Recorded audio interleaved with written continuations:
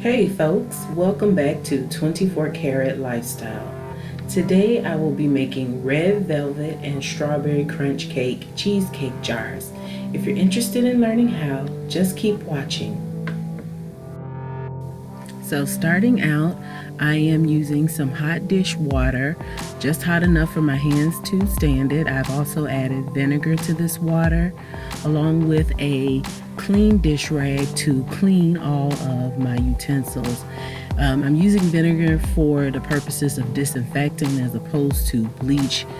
It's a more food safe alternative.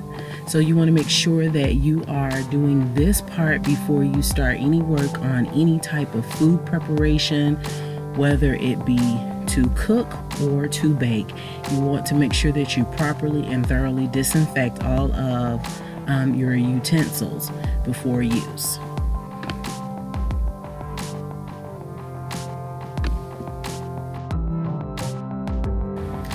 Once you've completed washing and disinfecting, you want to then rinse off again in some hot water without the soap this time, all of your utensils that you are using to either cook or bake with. I also have some implements here for a new project that I am doing. I will be putting that video up very soon, so you guys stay tuned for that. But make sure that you are thoroughly rinsing off your items before use. Once you've completed this, then you set them aside to dry.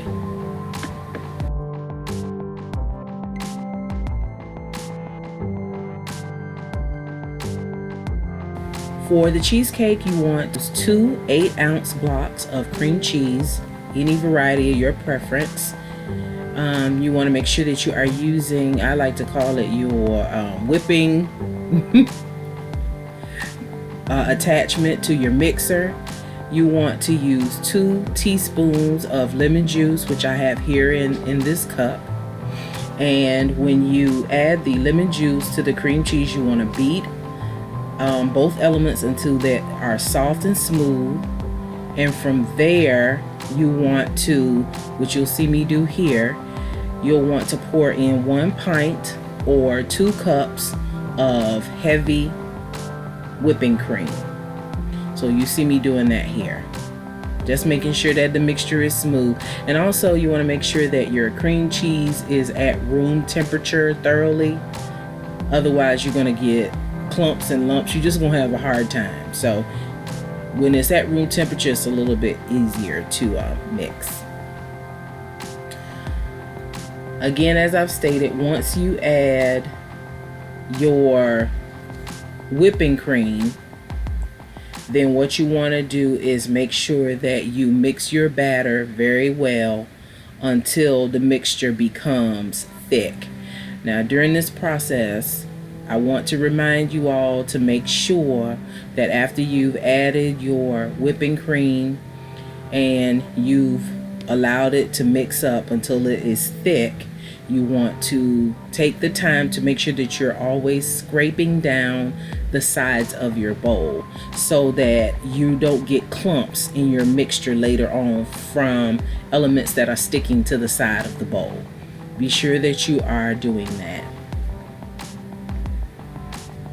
So we're letting this mix for a little while until it becomes thick, because that's what whipping cream does. Whipping cream tends to make things thick. It tends to make them a little bit more heavier, if you will.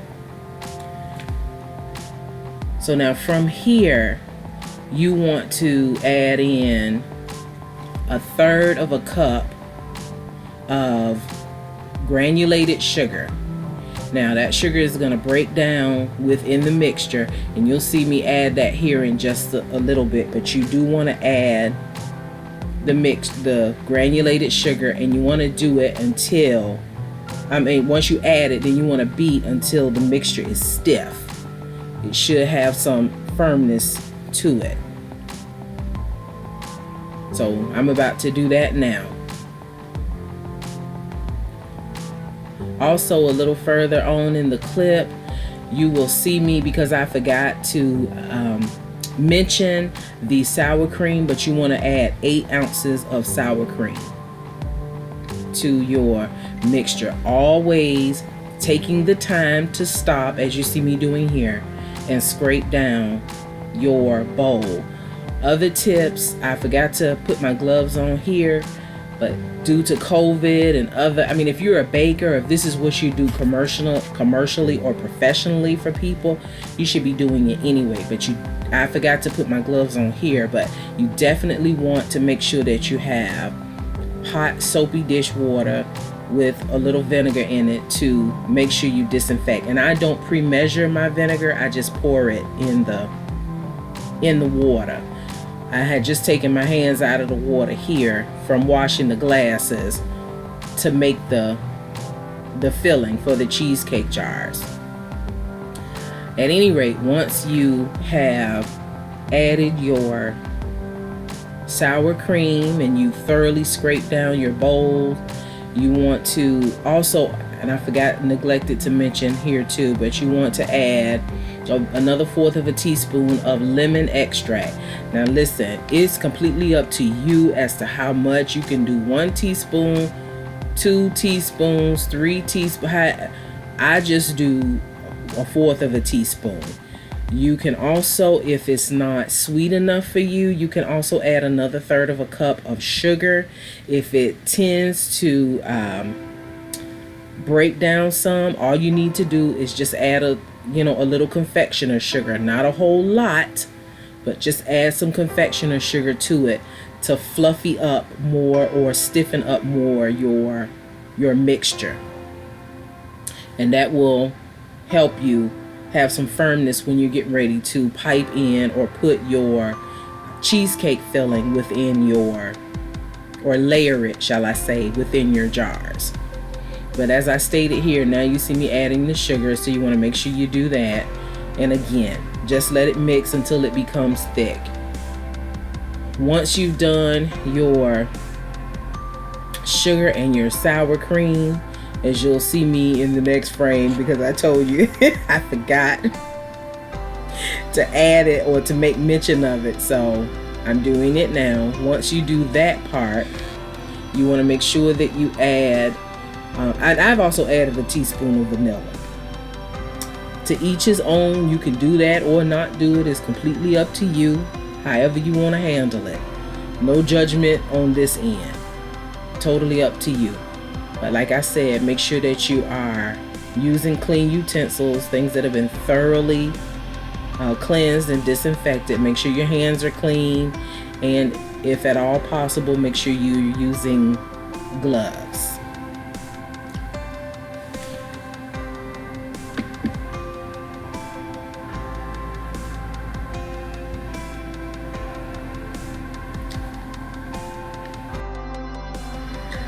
Now, my good people, once everything is thoroughly mixed, you want to take your cheesecake mixture, put it in a separate bowl, and you want to put it in the refrigerator for at least 6 to 8 hours, because you want it to firm up. Remember, this is a no-bake cheesecake. Even if you baked it, you would still want to put it in the refrigerator to firm up at least 6 to 8 hours. But definitely give your filling some time to congeal and the flavors to marinate together and to firm up for piping into your jars.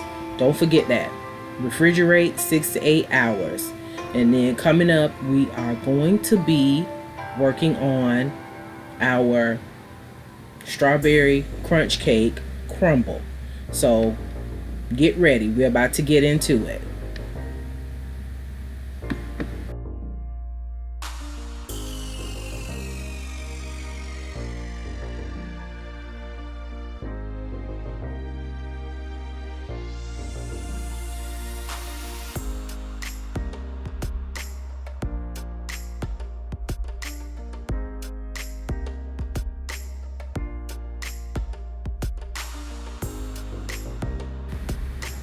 So now for our crumble, you can see I have my gloves. For our crumble, you want to get 2 bowls. You want to put 1/4 cup of flour into 2 bowls. So 1/4 of a cup in one bowl and 1/4 of a cup of flour in another bowl. You also want to have some vanilla instant jello pudding, and you want to have some strawberry jello. You also want 1 stick of butter, which is a 1/2 cup of butter. It should have 8 tablespoons in it. You want to have your knife to cut your butter and a fork to mix up your ingredients once you've culminated everything. Now here you see me, I am using my Cutco knife. Let me tell y'all something. If y'all don't know nothing about a Cutco knife, I have used my Cutco knife so much that I have worn the enamel off of it. And I probably should go and buy some more knives, but I will not, because these knives are super sharp. Let me tell you, I darn near cut my finger off one time. These knives are the truth, so I swear by Cutco knives. You can't buy them in the store. I think you have to look them up online.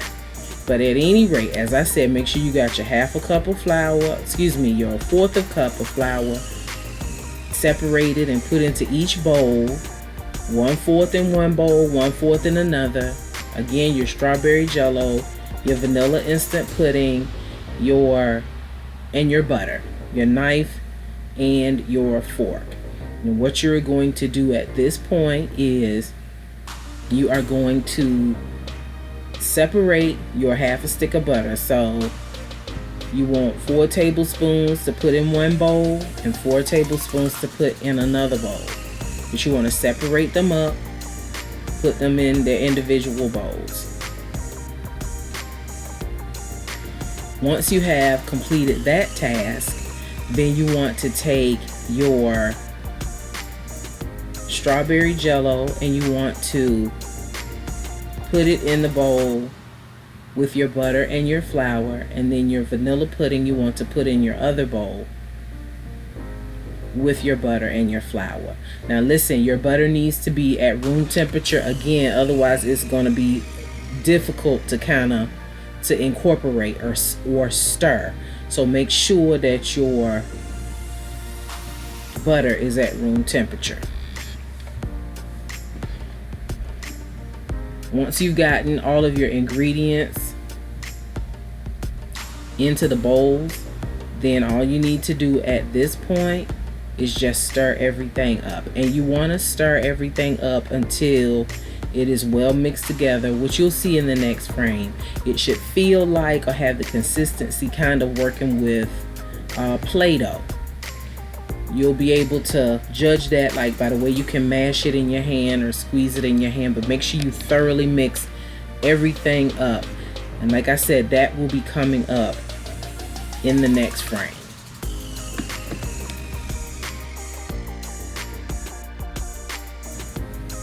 Also, you want to grab a cookie sheet and some parchment paper because you're going to need those to put your crumble on to put in the oven to bake.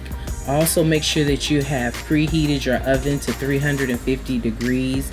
You can do it once you've mixed the crumble up, or you can preheat your oven before you mix the crumble up. At any rate, your oven just needs to be preheated to 350 degrees. Make sure you're using parchment paper because wax paper it's a little sticky and it can just make for a bad scene sometimes, or it can frustrate you. So here you see me using aluminum foil. I was being lazy. I didn't feel like taking out a cookie sheet, but you can use aluminum foil. And here is that Play-Doh consistency that I'm talking about with the crumble. It should look that way for your vanilla and for your strawberry crumble. And what you want to do is, once it's well incorporated, as you can see here, you want to take it and put it on your parchment paper on top of your cookie sheet or your aluminum foil, whatever pan or method you decide to use to bake your crumble. Now when you are putting your crumble onto your parchment paper, it can come out in big globs, but you want to make sure that you are flattening the crumble and not baking it all in one big glob, because it won't bake right, it won't come out right, you won't be able to break it up, and you're just going to pretty much frustrate yourself. So make sure that you thoroughly flatten it out onto your parchment paper and your baking element to put it in the oven so that it bakes evenly. And you want to make sure that you bake it for about 5 to 10 minutes. Some people say 6 to 7, some people say 5 to 8, anywhere between 5 and 10 minutes, depending on the degrees or what type of oven you have. Ovens vary, so the temperatures will vary, but you don't want to bake it for longer than 10 minutes. Now, once you have baked your crumble to the desired specifications, you want to take it out and allow it to cool. You can let it cool for about an hour, and then after you've let it cool for about an hour, take it and put it in the refrigerator. The refrigerator just helps the butter to stiffen back up in it so that you have a more firm crumble. That's what you want. You definitely want it to be more firm and not so easily manipulated when you're getting ready to, especially if you're making a cake and not doing jars. You want it to be firm enough to stand up on your cake when you get ready to put it on your cake. So, and I recommend you put it in the refrigerator anywhere from an hour to 3 to 4 hours. You can even leave it overnight. Again, it's completely up to you, but you just take it and put it in a Ziploc bag or in an airtight container, anything that is conducive to keeping a lot of moisture out but helping the butter to firm up like it should.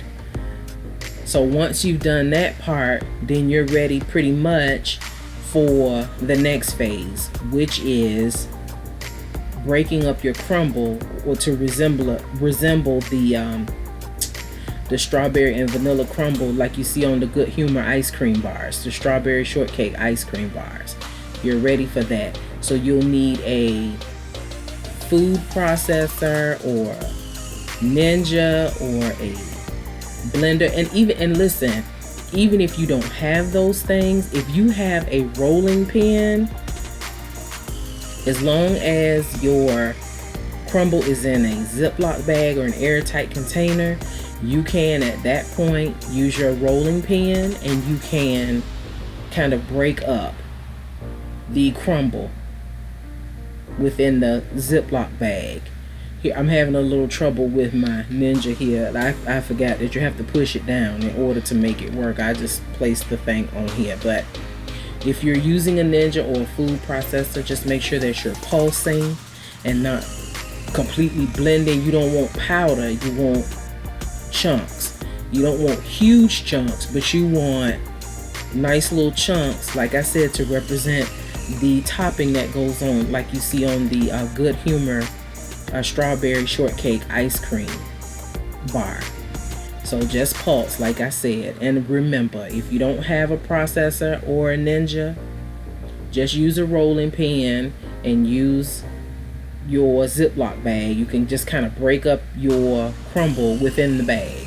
So no worries if you don't have, just kind of hit it lightly and then roll over it with the rolling pin on the counter.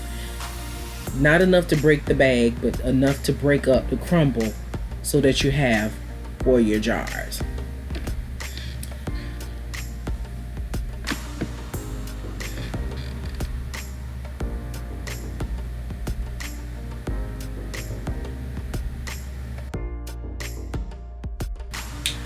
The consistency that you just saw for the crunch, or the consistency that you're seeing rather, that's the consistency you want to have. So like I said, either your Ninja food processor or rolling pin. Now with your cakes, There are varying strawberry and red velvet cake recipes, so whatever your favorite one is, the one that you are keen on or the one that you are big on, that's the one that you would go ahead and use. That's why I didn't, make the effort to bake an actual cake or do a recipe here on film, because like I said, there's so many different variations. But whatever your favorite is. Now, if you would like to see me do a strawberry or red velvet cake, let me know. Thumbs up, leave it in the comments below, and I will most certainly do that for you. I have no issue with that. Once you have done your crumble, then you are going to go ahead, and after your cheesecake filling has set up in the fridge, you're going to take it out of the refrigerator in preparation for your jars. Now, I'm also using cream cheese frosting here. I did not do that on camera either, but if you would like the recipe, or if you would like to see how cream cheese frosting is made, or if you even want tips and tricks about your cream cheese frosting, just let me know in the comments below, or thumbs up the video, and I will do a recipe, or I will give you a recipe or show you how to do the cream cheese frosting. At this point, you just want to take your strawberry cake and crumble it up. Make sure that your jars are dry and that you have everything prepared to go ahead and set up your cheesecake jars.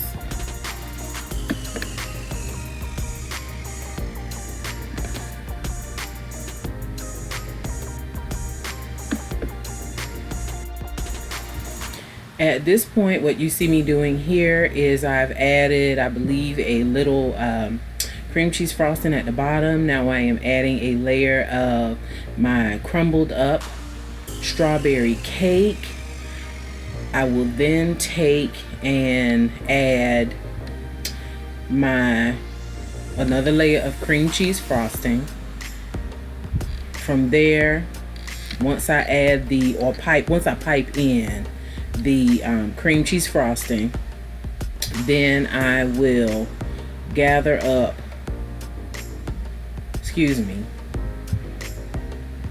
I'm going to go ahead and put some cheesecake filling in my bag. Now I do have a little silver cup that I use to hold my bags open so that I can fill them a little more easily. I just like doing that better than I do, putting the filling in and then laying the bag down on whatever surface I'm using. I just, kind of mindful about stuff spilling out, so that's why I use the cup. You see me using the cup here to put the frosting in. Once the frosting has been put into the cup, I will then pipe some into the jar, and I will add some cheesecake crumble, and I will continue to repeat this process until the jar is full. Now again, don't forget, if you would like to see how I make my cream cheese frosting, if you would like to see me make a strawberry cake, or any cake for that matter, if you would like to see a red velvet cake, how it's made, just leave it down in the comments below. Let me know, and I will make videos for those particular cakes. But as I said, you want to make sure that all of your jars are cleaned and prepped, and that they are dry. You want to make sure that your cheesecake filling has congealed and it's stiff, somewhat coming out of the refrigerator. You don't want it too stiff because you want to be able to pipe it into your jar.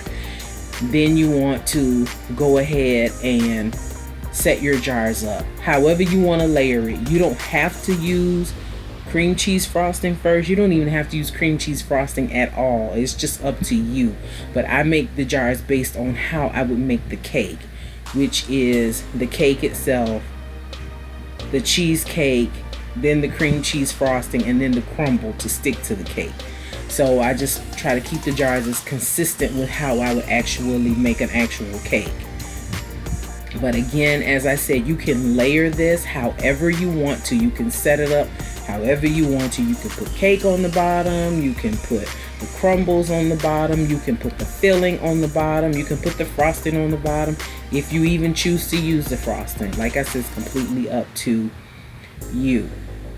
Now, once I have finished setting the jar up with my last layer of strawberry cake and crumble, then I will go ahead and close the jar off, clean it off. If I've gotten any filling or any cake or anything on the outside of the jar, I will clean it off with my clean dish water and my clean dish rag, and I will put it in the refrigerator. Just because this is cream cheese filling, you don't want to leave these sitting out on the counter, because it can set up contamination and germs and things of like that. So to preserve your product more, you want to go ahead and just put it in the refrigerator, just for your peace of mind and the safety of your customers or your clients or your family members or co-workers or whoever you're making these for. They make nice little gifts, and you can get the jars. I got mine from Walmart. You can get the jars in 4, I believe 6, 8, 10, 12, and even 16 ounces, I believe. And if they don't have them in the store, you can order them online. You can try the Dollar Tree, wherever you think you might be able to find these mason jars. Big Lots, it's just so many places. But wherever you find them, as I stated, want to keep reiterating, especially with everything that's happening in our society today, that you are being thorough in your cleanliness, that you are being cleanly and thorough in your food prep, paying attention. And just remember, it doesn't matter what recipe you use for your strawberry or your red velvet. That is completely up to you. If it's your grandmother's or a recipe you found online, as long as you like it. If it tastes good to you, then that's what you make sure you use. At this point now, I'm just sealing off the jar, as I said.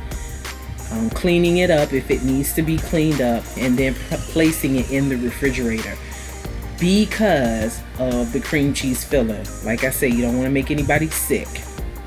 So going into the next part of this, here I'm doing the red velvet cake, and it's just the same with the cheesecake or cream cheese frosting, the cake, then more layering, more cheesecake filling, more cream cheese frosting, however you want to do it. Again, as I said, you don't even have to use the cream cheese frosting if you don't want to, but I do it based on how I actually make my cakes. Again, once they're done, I clean them off really good if I've gotten cream cheese filling or frosting on the outside. And then once that's done, I put them in the refrigerator for my customers. Now, what I will do is, in the description box, I will do the best that I can to try to link all of the items. Well, not link, but list, all of the items that I've used to do this or to make these, so you'll know where to get the items. Or if you already have an idea, you don't have to go where I go or use what I use, but I just want to make it available for people to be able to easily find whatever it is that they need if you happen to be interested in making these. Now, once we have completed these jars, then what you want to do is, if you have any leftover cheesecake filling, if you have any leftover cream cheese frosting, you can put it in the refrigerator. Now, if you want to freeze it, I cannot tell you how long to leave your cheesecake filling or your cream cheese frosting in the refrigerator, or if you freeze it, how long to leave it in the freezer. I never leave or use icing after it's been in the refrigerator more than a week. I just don't do it. But if you freeze it, you probably could get away with a couple of months, maybe 3 or 4 months at best. Shoot, you probably could even do longer than that, because there are people who freeze the top tier of their wedding cakes for their anniversary. I mean, they wrapped them up really good. I've wrapped up cakes really good and put them in the freezer, and people have taken them out a year later for their anniversary. So just do your research when it comes to that, as far as storage and with frosting and different things like that. It's just, for me, if I put it in the refrigerator, I never do more than a week. If it's in the freezer, no more than probably about 3 or 4 months. For some cakes, if I have scraps or whatever the case may be, and I want to take them out and unthaw, but I'm having a sweet tooth or whatever, I never do cakes for more than 6 months. That's just me. But they are usually wrapped really, really good. And I can do another video on how I wrap my cakes to put them in the freezer for later use at a later date. But at any rate, I want to tell you all, thank you for taking the time to watch me do this.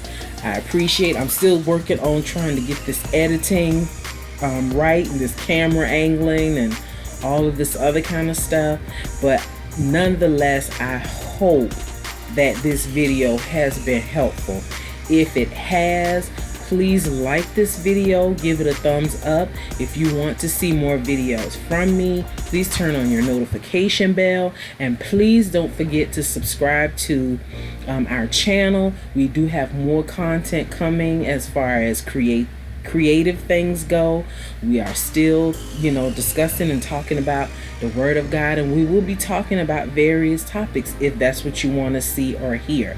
But at any rate, leave us a comment below letting us know how you liked our video, letting me know if you would like to see how the cream cheese frosting is made, tips and tricks for your cream cheese frosting, or even cake recipes or other dessert recipes. Just let me know, and I will go ahead and get on it.